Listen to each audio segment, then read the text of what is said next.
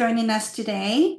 My name is Yurica Diaz-Baloas. I am a customer success engineer and lead application engineer with DataCore, and I will be your host for today's webinar. Before we dive into the session, I just wanted to let everybody know that we'll be holding a Q&A session at the end of the webinar.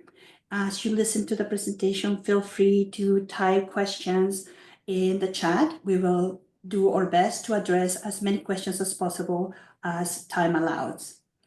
Without any further ado, please join me in welcoming Elizabeth Megan.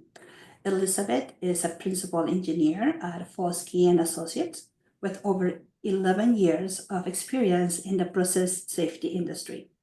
Her experience includes designing and performing experiments to study thermal hazards, reactive and non-reactive relief sizing, pressure drop evaluations and header designs, designing effluent handling systems, and thermal stability evaluations for safety processing, storage, and transportation of materials for various clients. She graduated from the University of Illinois in Urbana-Champaign, but with a bachelor's in chemical engineering, as well as later receiving her master's degree from the Illinois Institute of Technology. Outside of studying reactive hazards, she has expertise in the study experimental modeling work related to nuclear waste management. Fauske Associates is a scientific engineering consulting firm specializing in a data-driven approach to the resolution of technical problems in the chemical process in nuclear industries. Elizabeth, it's a pleasure to have you with us here today. Take it away. All right, great. Now, I'll admit I'm not very used to Zoom, but I imagine you can see my screen okay? Yes. Okay, great. Thank you for the introduction. I've got a lot I want to cover today. So I'll try to be fast to leave some time for questions at the end, but I'm also happy to share my contact information in case we don't have a lot of time and we can take any kind of questions offline. As mentioned, Fauske Associates is an engineering consultancy. We specialize in the nuclear, industrial, and chemical process safety industries. We were founded in 1980, and then shortly after became a wholly owned subsidiary of Westinghouse Electric Company in 1986. At our beginning, we were the principal research contractors for the Design Institute of Emergency Relief System under AICHE, and we also were early participants in the industry-degraded core rulemaking program for the nuclear industry. These efforts led to the development of still employed methodologies and laboratory testing tools for characterizing reactive hazards, as well as modeling severe accidents in nuclear power plants.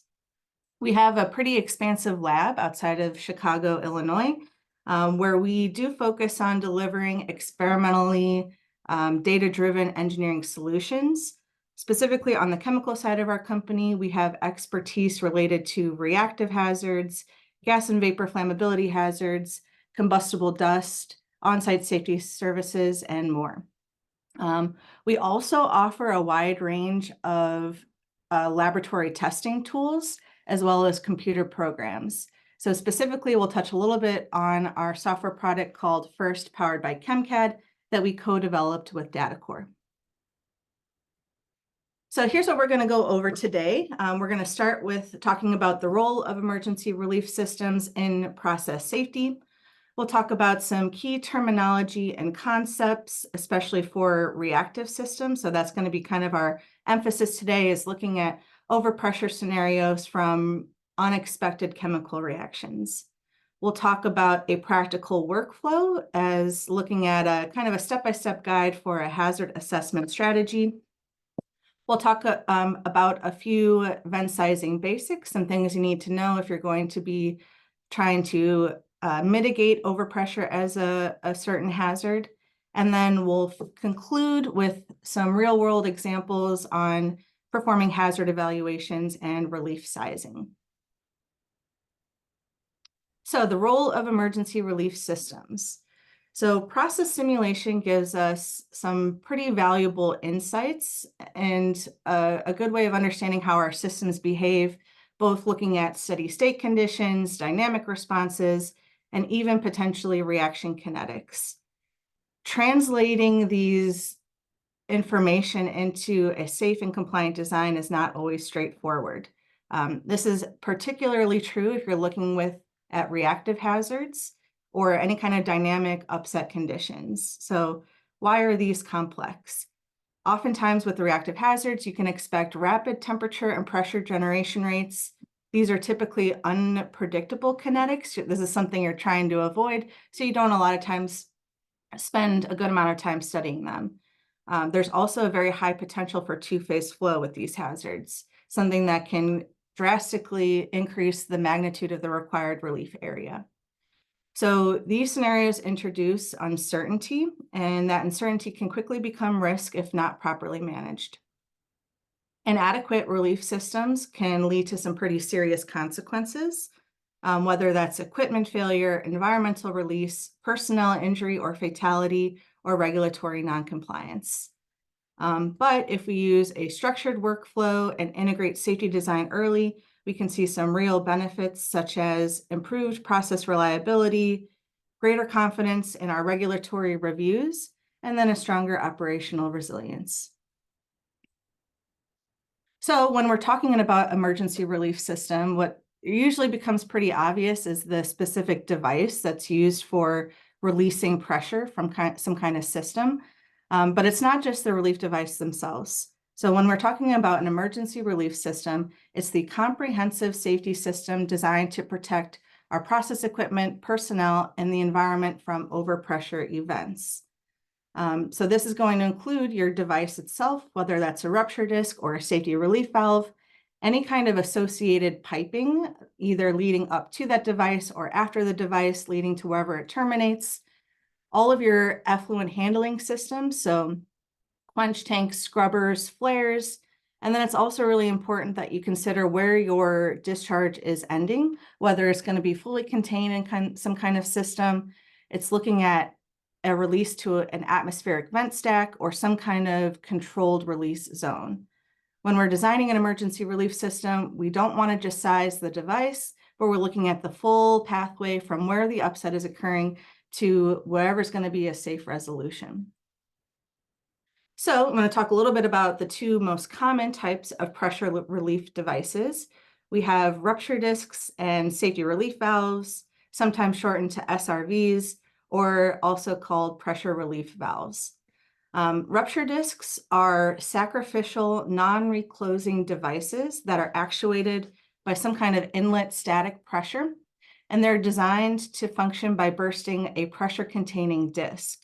So these are simple, fast-acting, and they're relatively easy to size. There's lots of large sizes available if you need a good amount of capacity. And there's no real restriction on associated piping. Specifically, the operability of the rupture disc isn't going to be impacted by what kind of piping you have leading up or after the device itself. It is important, though, have a frictional loss associated with it.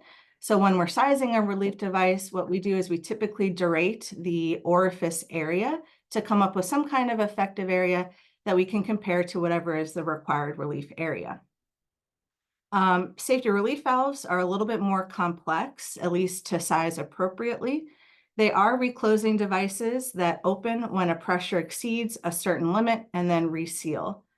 When we're selecting an SRV, we start by selecting the orifice size that's available that is just bigger than the required relief area. But that's not where sizing stops. We have to also look to make sure we have valve stability. So we're going to start by looking at the inlet pressure losses. The first requirement is that your nozzle and inlet pipe diameter cannot be smaller than the inlet of your SRV flange. But we also have to apply the 3% rule. This means that the frictional losses at your inlet piping must be no greater than 3% of your set when you're looking at your rated capacity. On the outlet side, you have maybe a little bit more flexibility in that if you're using a conventional valve, you're allowed 10% of the pressure drop of your set. Or there's also balanced valves available, which kind of depending on your manufacturer, might allow 30 to 45%, maybe a little bit higher than that. While both of these devices serve the same purpose, they do operate differently. They have to be sized a little bit differently, and they both have different benefits and drawbacks, kind of depending on your specific system and what risks are associated with it. So we're going to go over some key terminology. First of all is set pressure. This is the pressure at the inlet of your relief device when it is set to open or burst. This is usually considered when you're starting to vent whatever pressures inside your specific vessel. Next is the maximum allowable working pressure, or MAWP. This is also sometimes called the design pressure, but it is the maximum pressure that your vessel or any kind of limiting component adjacent or connected is allowed to function at a specific temperature. The maximum allowable accumulation pressure then, or MAAP, is an allowable increase over the MAWP during a relief scenario. So typically for most reactive systems, most types of vessels, you're allowed 10% over your vessel MAWP during this upset scenario.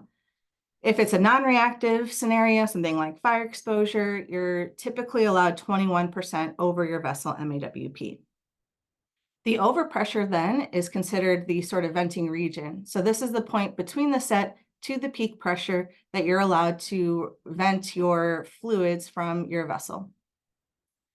Higher overpressures are beneficial, gives you more time to vent, and is going to decrease your relief requirement in most cases.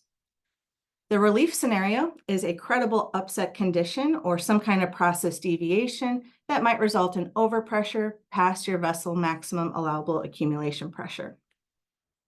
Runaway chemical reaction is shown in the graph on the right. So this is when the heat generation for some kind of exothermic process surpasses the heat removal capabilities, either active or inactive, and you start to have a buildup of heat. During a runaway chemical reaction, you start to increase temperature of your batch and therefore increase the pressure. And pressure is the hazard we're really trying to mitigate here. Two-phase flow then is the condition during venting when you are relieving both gas or vapor or combination as well as liquid. And it's important to note that two-phase flow is pretty common, and it is going to directly impact the emergency relief system. So reactive systems require special attention in relief system design because it's really important to note they are present whether or not you're intending to do the reaction. They can arise from either unexpected conditions like excessive temperature or other various process deviations. There are a lot of different upset triggers that might lead to a runaway chemical reaction. This is certainly not an exhaustive list, but it's some ones that we see pretty common. It might be things like extra reactant accumulation. You're adding the wrong thing at the wrong time in too little quantities or too much quantities, or some kind of external event like fire exposure leading to unexpected rates of reaction or some kind of decomposition, or a utility failure like a loss of power or mixing or some kind of inert environment that's used to prevent a reaction from occurring. There are 4 major causes of thermal runaway reactions. After kind of looking at a lot of the different data, these are the 4 things that really stood out. First is a lack of proper understanding of the thermochemistry, whether that's the heat of reaction, the generation rates of your heat, or the general balance equation of your system. If we don't know how much heat is generated or how fast it's generated at scale, we can't design for it. Second is inadequate engineering design for heat transfer, particularly during scale-up. What we can do in the lab doesn't necessarily translate to what we can do at the manufacturing scale. Third is inadequate control systems or safety backup systems, including emergency relief systems. Sometimes these are under-designed or missing altogether, and they're really critical for managing our upset conditions. Finally, inadequate or insufficient batch procedures and operator training. This plays, unfortunately, a big role in incidents that occur every year. Even if you have a really good safety design, good, strong process, If procedures aren't followed or operators aren't trained in what to do during some kind of process deviation, they can't appropriately respond and make sure to do the corrective actions that are required. So these are really the 4 things we want to keep in mind when we're trying to identify and address potential hazards in our process. All right, workflow. So we're going to kind of go over a step-by-step guide on how we want to address these types of hazards. First, we want to start with the process and material characterization. We'll then move on to hazard identification, consequence analysis, safety system design, and then document the study and control changes. So I'm going to walk through each of these steps in our workflow, keeping in mind specifically what we're talking about right now is addressing overpressure with emphasis on reactive hazards.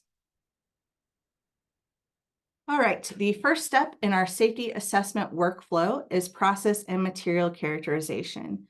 This is where we want to build a fundamental understanding of the system, both chemically and thermodynamically. Our objective here is to define the operating conditions and identify any kind of materials or mixtures that might pose reactive hazards. So when we're talking about operating conditions, we're talking about pressures, temperatures, flow rates, and not necessarily only those desired conditions, but what might be possible given the equipment that you're using. So to do this, we're going to gather a lot of literature and experimental data to help us understand what are different materials and how they behave. So we might use simulation tools like CHEMCAD, different material databases, historical case studies, and when information is lacking, we also want to rely on laboratory testing. So here I'm showing 2 different types of thermal stability-like experiments you might run during this step in your process to help understand your different material characteristics. The top is a DSC thermogram. So we're showing heat flow as a function of temperature. This gives us an indication of endothermic and exothermic activity, approximately what temperatures those might occur at, as well as the magnitude of heat associated with those events. The bottom is a self-heat rate curve. So this is an adiabatic set of data where we're looking at temperature rise rate as a function of inverse temperature. This can give us some idea on the kinetics of that reaction that we're looking at and understand the overall stability of that material or mixture. Second step in our assessment strategy is hazard identification. This is where we want to systematically identify process deviations or credible scenarios that could lead to unsafe conditions, such as overpressure or a loss of containment. We recommend that you use this activity with some kind of structured tool like a HAZOP, what-if analysis, or failure mode and effects analysis.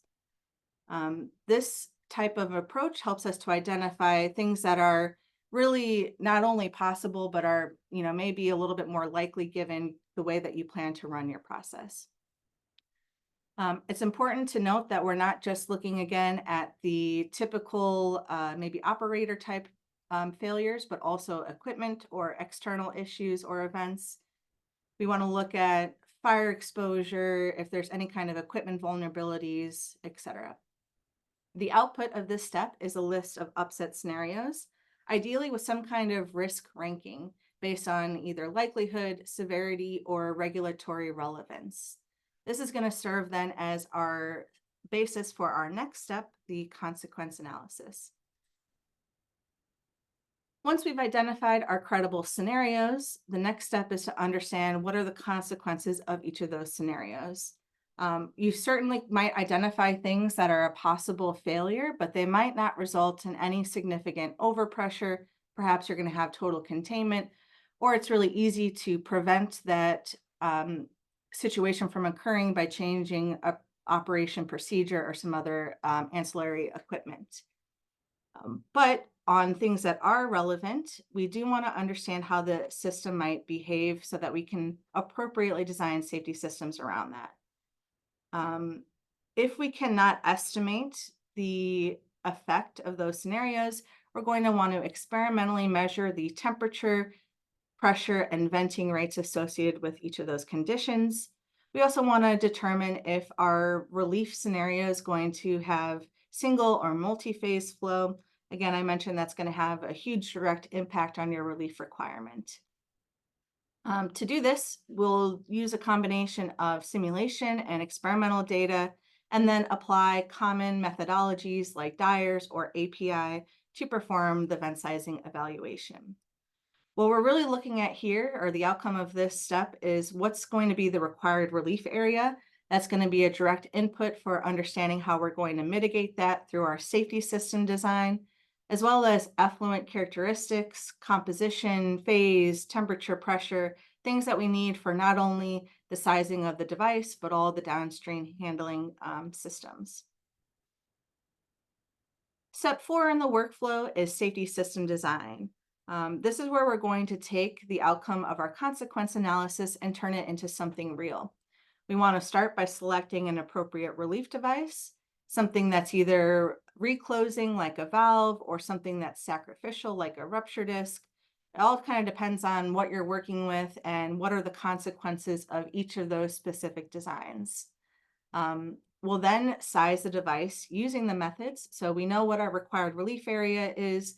We can come up with what the equivalent either effective area is for a rupture disc, or check that we have valve stability in case of a valve. And then continue on to look at frictional losses in the piping, as well as structural requirements during the reactive forces that occur during venting, and then design any downstream equipment that we might need. This is going to help us to ensure that we are coming up with a compliant design from a safety perspective, but also environmental perspective.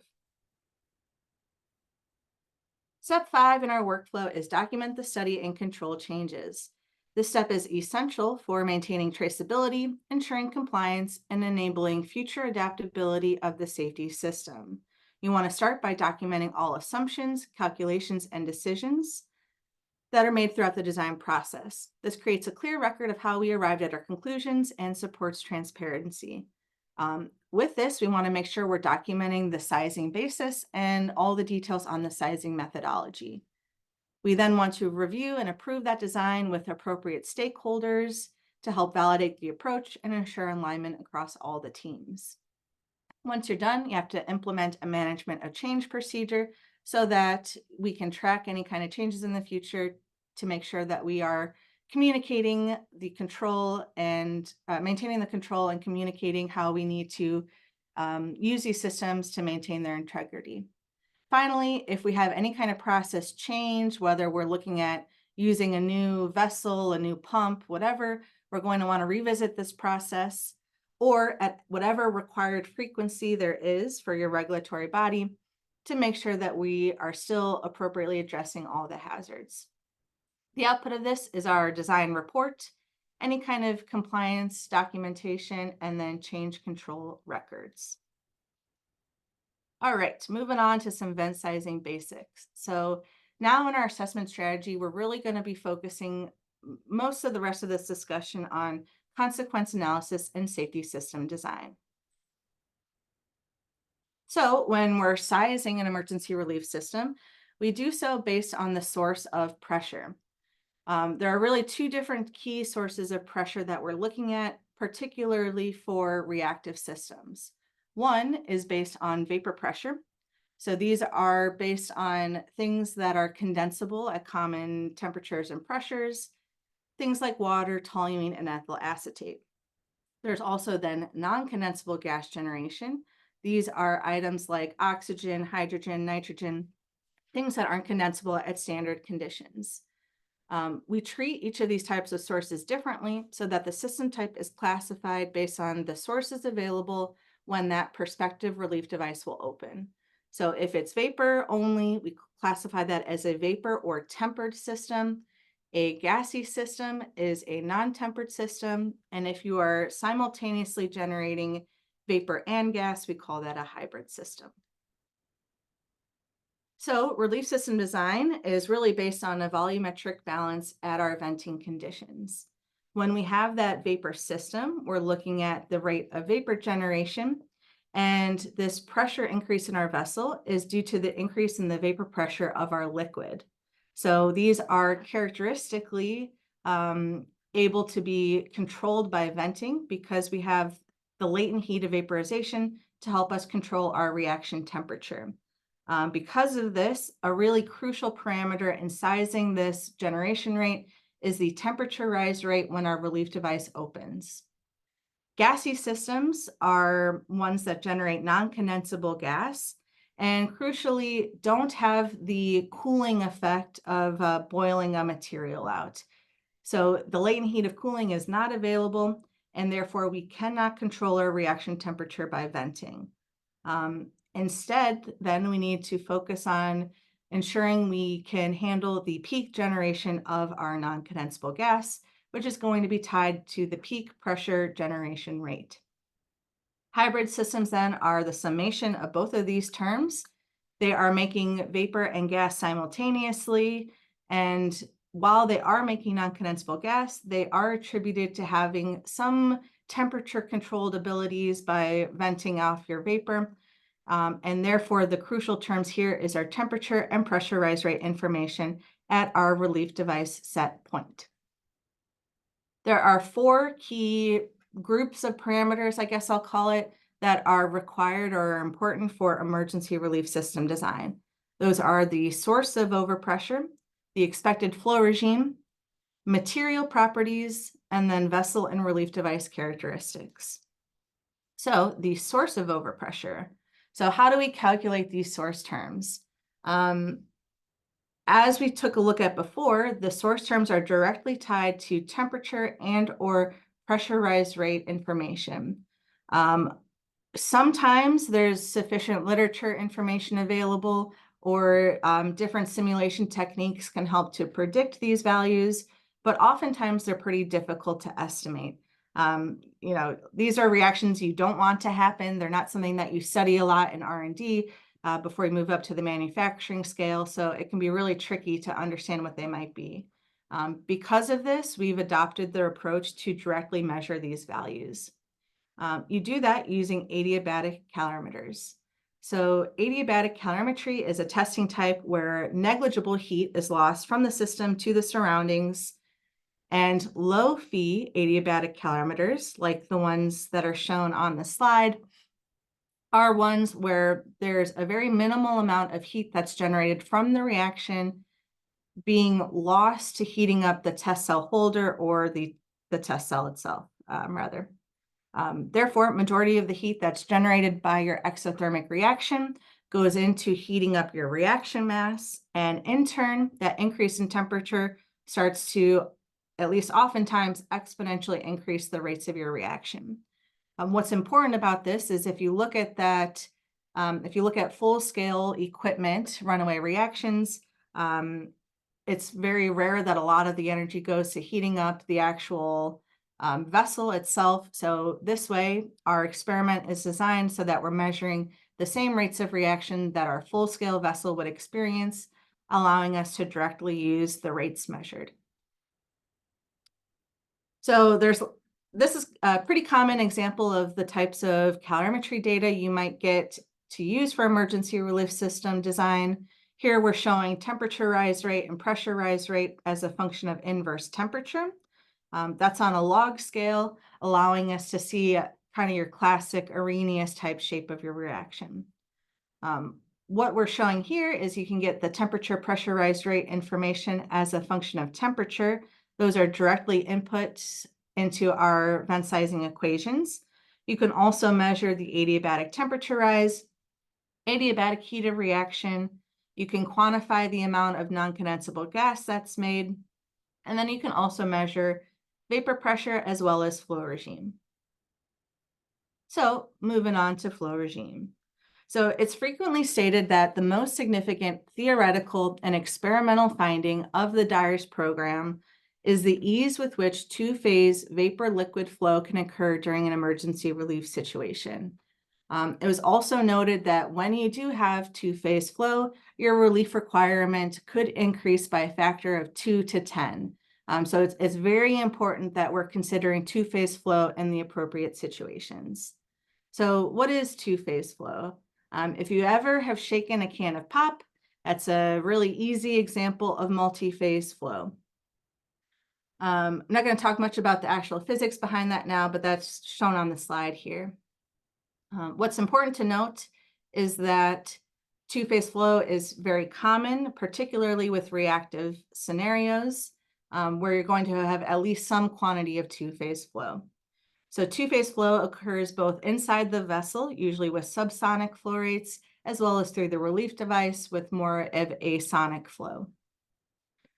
Two-phase flow is a direct result of a lack of vapor-liquid disengagement, which may be caused by liquid swell in your vessel just from your changing temperature and densities, as well as thermal expansion, or the high superficial velocity that occurs during venting. Two-phase flow is kind of a unique property. It's maybe a little bit considered a material property, but it is tied to the upset scenario, the mixture that is venting, as well as characteristics of your vessel and your relief line. So because of these many different moving parts, it's pretty difficult to predict what the flow regime is going to be, but it can be measured experimentally. What we typically do is we'll assume a conservative flow regime at first, and then if the design warrants, we can run experiments to refine what the flow regime might actually be. Really crucially, if two-phase flow is not considered, I can't say it enough, you might not be adequately protecting your vessel from overpressurization. All right, moving on to material properties. So here I'm going to be talking specifically about material properties that are used as inputs to the design itself. But I do note that there are other properties, whether it's toxicity, flammability, that are also important when you're designing the entire relief system. So for vent sizing and sizing the rupture disc specifically, the properties are composition and temperature dependent. The bottom equation shows a simplified version of a vent sizing equation where we see the combination of that vapor term on the left and the gas term on the right. So we see that we require the liquid density, the liquid heat capacity, the latent heat of vaporization, and the molecular weight all at the venting temperatures. There is some literature available. The DIPPER database is excellent. NIST webbook has some information, and sometimes SDS give at least a glimpse into some of the properties you might expect. What we really care about, though, is the mixture and understanding that the mixture might be changing with time and temperature. So if you can, it's great to experimentally measure those properties directly during your upset condition. Sometimes it's hard to predict what they're going to be, so we often adopt a staged approach to handling material properties. We might start with a single component as a representation, move on to ideal mixing, and then finally, when either the design requires or we have some good information about what's appropriate, we can utilize several different thermodynamic mixing models to refine our design. Finally is the relief device characteristics and vessel dimensions. I think this is probably the most obvious, so I'm not going to talk about this very much, but we need to know the dimensions of our vessel. We need to know how full the vessel is, and then what kind of pressures can that vessel handle. We also need to know what are we trying to size for. As we mentioned, we might handle a rupture disc differently from a valve, and then need to have some information about what the piping might look like. Finally, there's several different inputs that are also required for studying effluent handling systems. One example might be the location of your inlet and outlet lines and some details about the nozzles themselves. All right, now we're going to spend the next about 20 minutes or so going over some case studies. So our first example is looking at repurposing a vessel. So let's imagine that company XYZ needs to ramp up production of some type of phenol formaldehyde resin. They have an existing pressure vessel and they're considering repurposing it for two potential uses. The first one is using it as the reactor itself. For this process, they're considering both a batch and semi-batch process. The second potential use is just a storage vessel for processed water. So this change has now triggered an MOC, and let's imagine that we've walked back through our hazard assessment strategy. First up is identifying those potential hazards.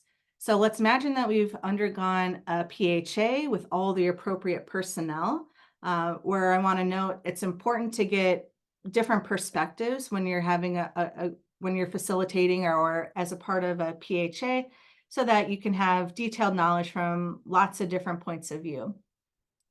The finding from this scenario is there are two potential situations that might result in overpressure that we want to understand. The first is just simply a loss of cooling during processing. So we're going to look at that both from the batch process as well as the semi-batch process. The second is fire exposure to the processed water storage tank. So as a reminder, these are our 4 key parameters we want to take a look at before we start really doing our design. First is the source term and flow regime results. So for the storage tank of water, that's a pretty easy one, right? We understand that's going to behave as non-reactive, we call it water-like venting. Maybe there's some trace other components in that processed water.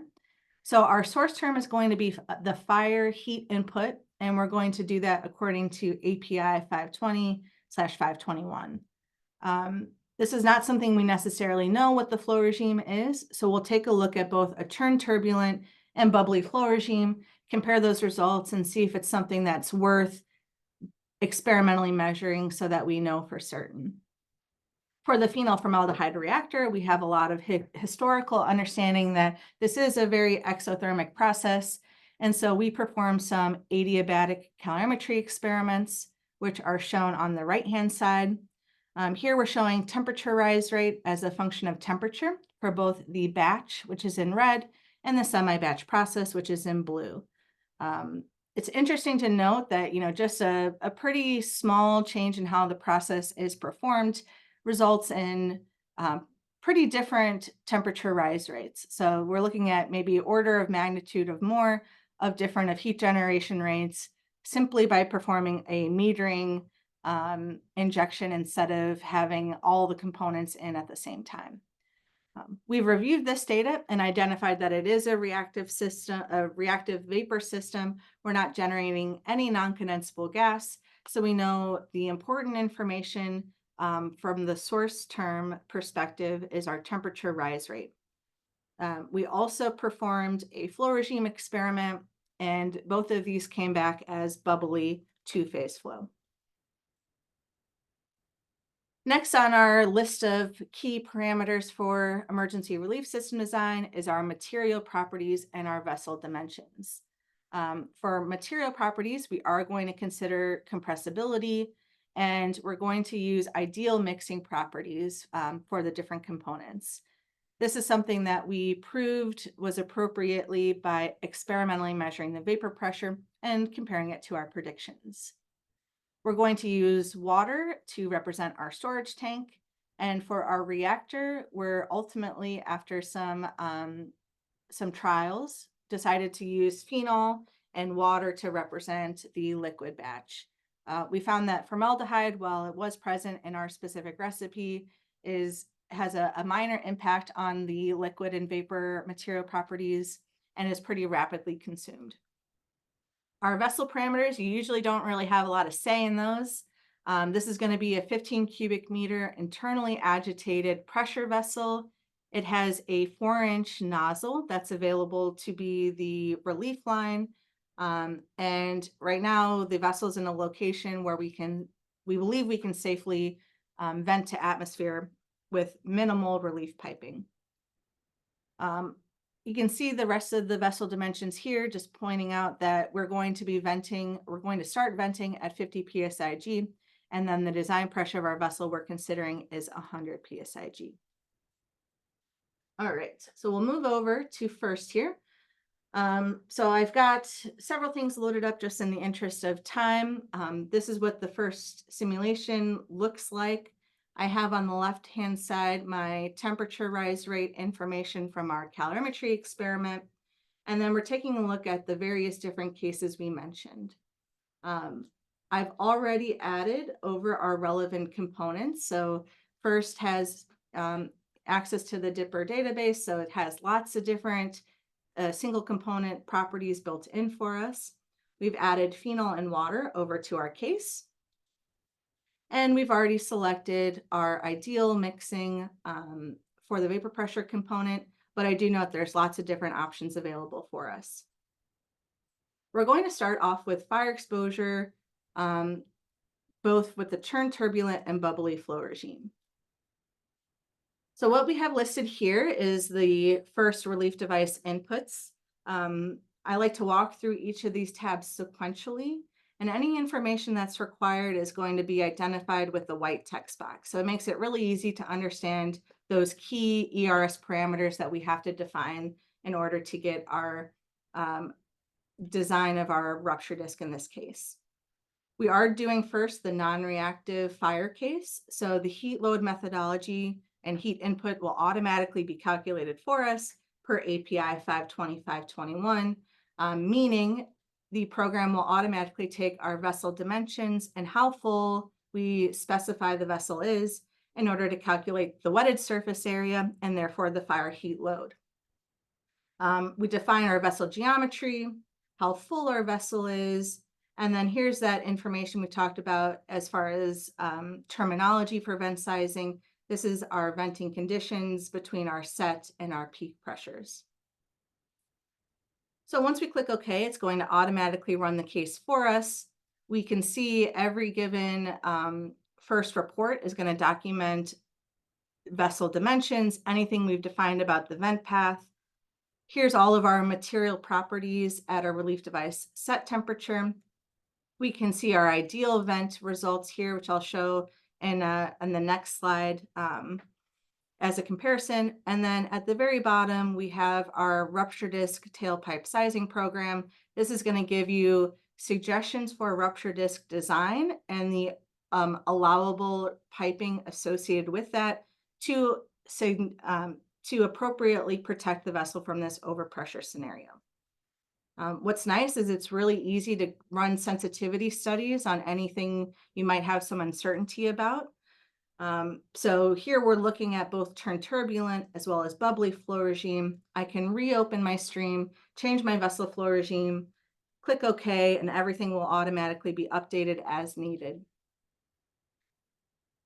So here we can see we've already increased our pipe diameter requirement. For our reactive scenarios, a little bit of different inputs are required.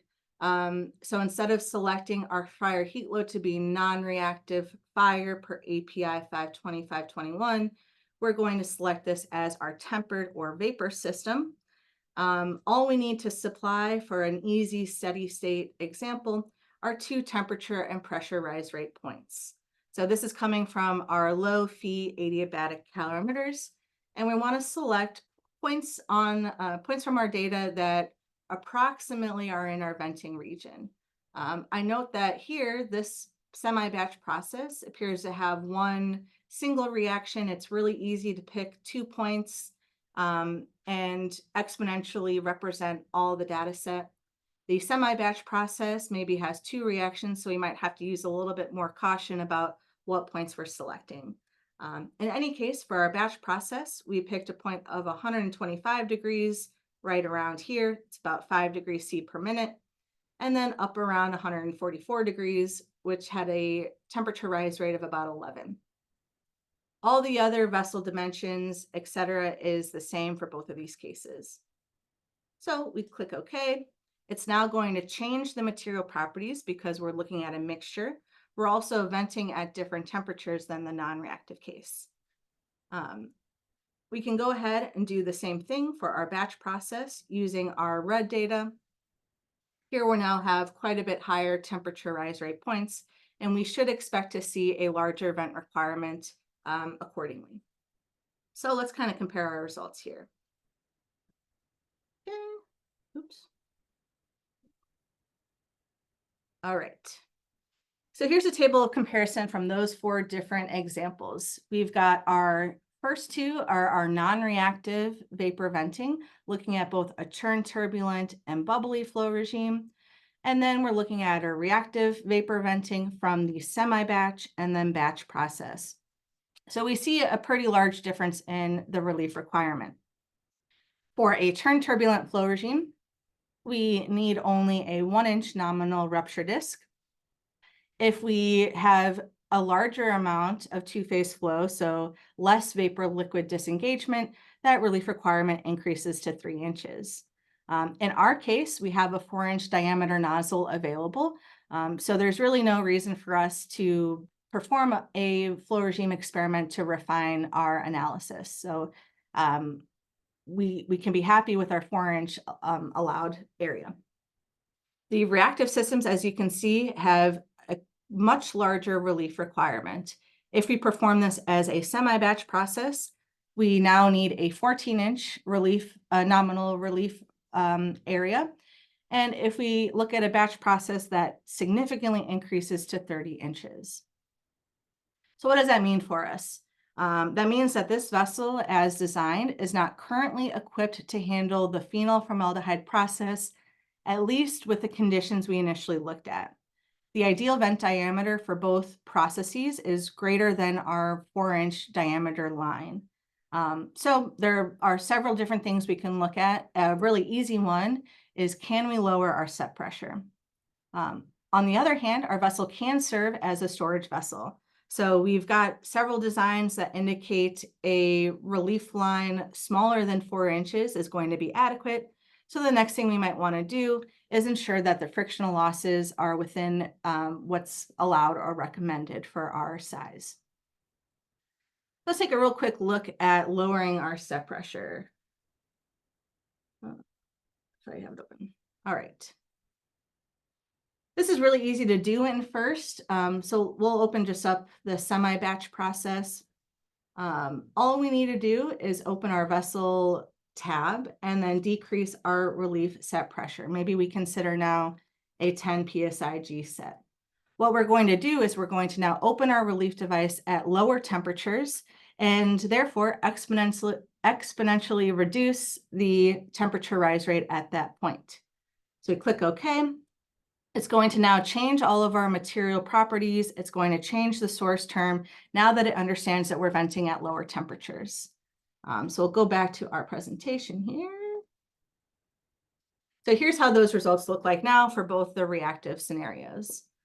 So for the semi-batch process, by reducing our set pressure from 50 psig to 10 psig, we now need a 10-inch relief line instead of a 14-inch relief line. And I note that doesn't just change costs associated with the device itself, but also piping and all the downstream systems.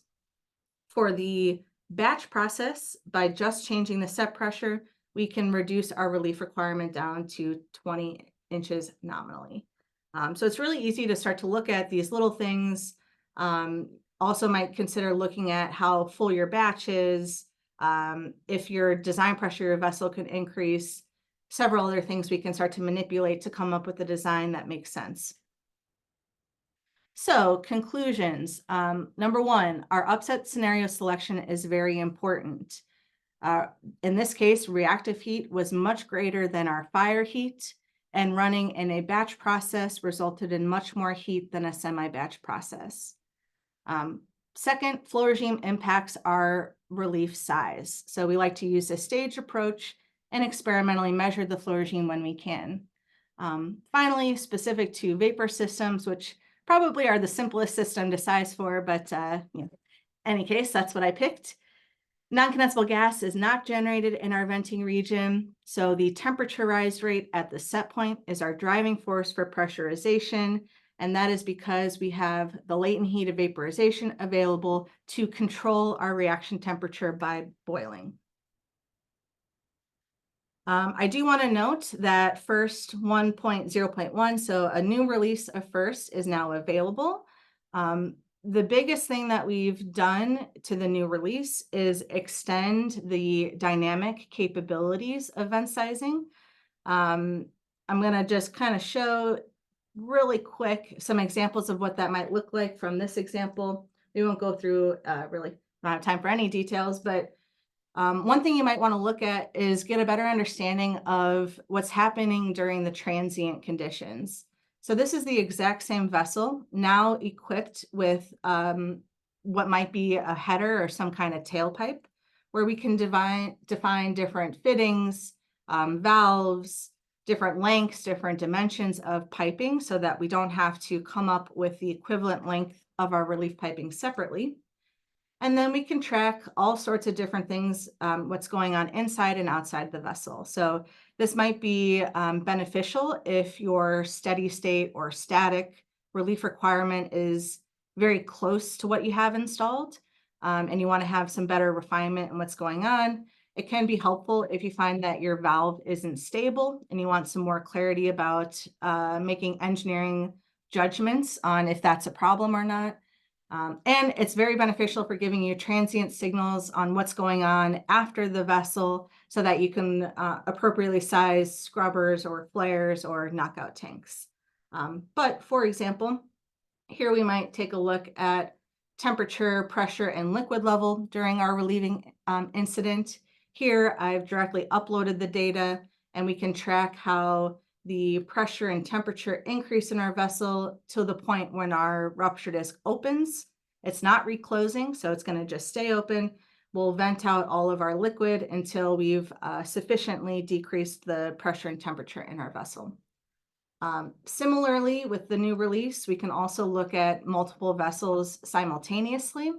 So if you have scenarios where you have vessels sharing a common relief header, and perhaps there's a fire exposure scenario or something where both of those vessels might be venting simultaneously, you can ensure that vessel A venting isn't going to negatively impact vessel B. So here's a case where there's two vessels. This is actually both reactive scenarios, but they have a little bit of different relief device set pressures. So we can track things like the flow rate downstream in the sections of shared pipe, take a look at what those flow rates are.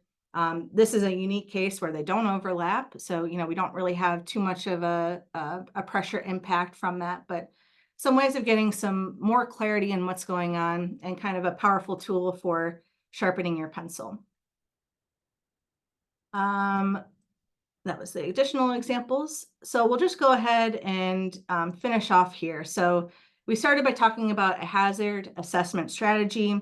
We want to start by characterizing our process as well as the materials involved in that process. We move on to a hazard identification. What are plausible upset conditions, whether that's process deviations or equipment failures that might lead to a hazard that we want to address? We can take a look at consequence analysis of those hazards, and then design a safety system to mitigate, prevent them from happening, and then document and control potential changes in the future. With that, maybe, I don't know if there's any outstanding questions. Otherwise, this is my contact information. Feel free to send me an email. I'm happy to connect on the subject. This is kind of my day-to-day work, so I'm pretty passionate about it. Thank you so much, Elizabeth. This has been a very informative presentation. Very nice. Thank you so much. We have a few questions, especially one. One I think is just for us, and is in regards to, actually there's more coming. One of the questions I have from Gabrielle says, for us using CHEMCAD 8, is this the same relief sizing tool available in the version? Okay, so CHEMCAD 8 is a product of DataCore, and is part of the CHEMCAD suite. It has a relief device option and functionality, but it follows the DIARS model. First is powered by CHEMCAD, is a partnership with Fauske Associates. That is a product of its own that is made also with CHEMCAD and DataCore. If that is a different product, so it follows Fauske Associates criteria of modeling a relief device. So if you are interested in that, we can actually give you the links to test or trial the software for sure, but there's different, it's definitely a different product. All right. Then we have another question here. Eswar has a question. Says, as a beginner of this software, how do I I'm sorry, which model, system type, and flow regime to use, as each choice produces different results? Mhm. Yeah, so this, I didn't have time to get into this very much, but the first thing that you need to do when you're looking at reactive system vent sizing, or if it's a system you don't know if it's reactive or not, is you need to review experimental data. So you need to identify first, do you make non-condensable gas or not? If you don't, it's very easy. It's a vapor system. If you do, there are some additional things to review to identify if it's gassy or hybrid. Regarding flow regime, what we recommend is start conservative. So the most conservative flow regime available is homogeneous. That's one where there is no vapor liquid disengagement. And that's a way of, starting with your relief size. If you find that the homogeneous results are too conservative, that's when you might run a flow regime experiment. He also has another question. For a given operating pressure, is there a calculation that gives an indication of what should be the relief device set point pressure? Oh, that's a good question. I haven't seen any guidance like that in API or otherwise that I'm aware of. I think it's a very general loose thumb rule of thumb is that you want your set pressure as low as practically possible, but of course you're right, you want it to be high enough that you're not interrupting your day-to-day processing. So I don't have a good suggestion for you on that. I haven't seen any specific guidance, unfortunately. We have another one from Richard Bird.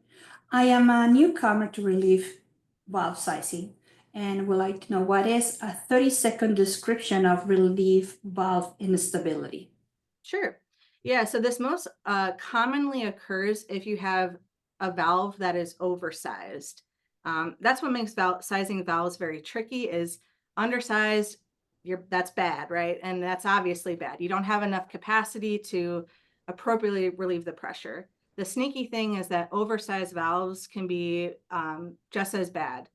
The reason being, if you have too much or excessive inlet or outlet pressure losses, which is usually associated with valves that are too big for what it's trying to relieve, you're going to have, or you could have a phenomenon called chatter, where you open your relief device to relieve your pressure, it closes, reseals again, your pressure continues to build, and then you start to have this opening, closing phenomena and this little chatter going on. The concern with chatter is that, are you going to have a mechanical failure, and is your valve going to fail closed? So that's what that's about. From Lucas Bowman, is the ISO 4126-10 also integrated first? Yeah, good. Thank you, Lucas. I didn't point that out. So the omega parameter in first can be calculated per ISO 4126-10 or also the Liang method. So that's available for you. Chris Monton says, how do you know when to use bubble or versus church turbulent? So the Dyer's Handbook has some very loose suggestions about tying the viscosity of your fluid to churn or bubbly. Now, the idea being that churn turbulent is water.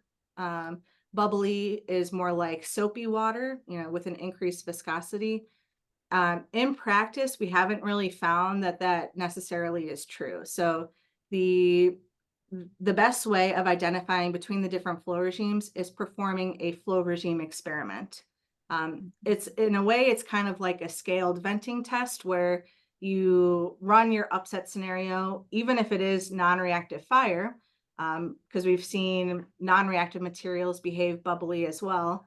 And you track the different void fraction in your vessel, in your test cell during a release, compare that to what you might expect given the geometry of your vessel.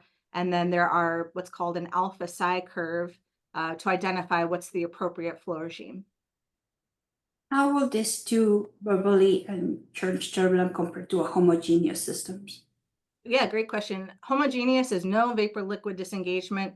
It's a ideal, I say in quotes, state, because it's not something that's real, where you have absolutely no difference between your vapor and liquid, but it's going to result in the most amount of two-phase flow out of your relief device. So there's a couple different things about that. You're going to lose mass in your vessel very quickly, which might be a beneficial thing. But you're also going to have a high mass flux through your relief device, which is going to result in a large relief requirement. After homogeneous comes bubbly. That's the next least amount of disengagement, and then turbulent has the most disengagement before you get to all vapor, all liquid. From Jürgen, he says, in the last case of two tanks, can you set up the nodes to allow possible flow from one tank into the other, like reverse flow direction? Yeah, that's a great question. So in theory, yes, we haven't benchmarked that yet. That's the plan for our next release, is to do some benchmarking studies to ensure. Now, I do want to note on reverse flow direction, maybe not specifically related to what you're asking about, but let's say that in that last example, you have two tanks relieving to a common header. And let's say you end up having critical flow in your shared segment of pipe. First does not have the physics built in to have reverse flow from that pipe into the other vessel. So it's not designed to really track that, other than to say your header is too small for this scenario. From Samoa Russell, she's a student. She said, what would you suggest engineering students start learning about process safety? What would you prioritize learning at this stage in terms of process safety and using CHEMCAD?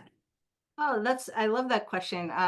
We have a big emphasis in the last couple of years, and certainly moving forward, to connect with students.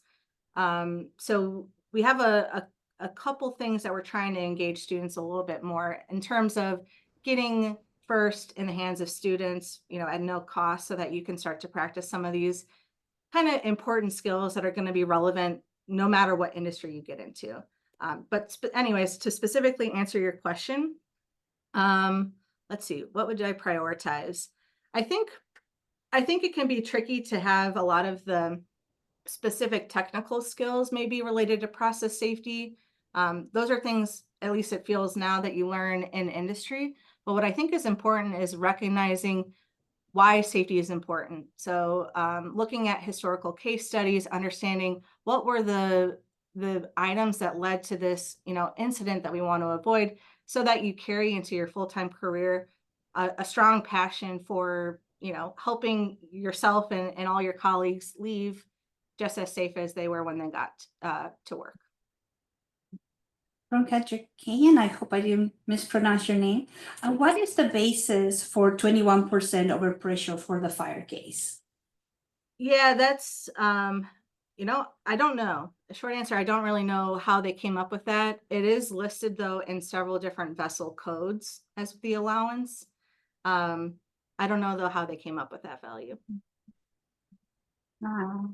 I get, okay, the next one, Ahmed, so like, he's asking for examples. Yes, Ahmed, CHEMCAD does have some examples. I will follow up with that question for you. Also, we have Richard Burr. He's saying thank you for the presentation. And Gabriel Stupak says, interesting. Thank you for clarifying. The tool looks promising for better understanding of relief compositions, and I will likely follow up. And with that is everything we have for questions. I think we have covered everything. Elizabeth, thank you so much. This was a very interesting, very productive webinar. Thank you so very much for your time. Thank you everybody for attending, and we hope to see you next time. Have a blessed week. Thank you. Thank you. Bye. Bye-bye. Take care.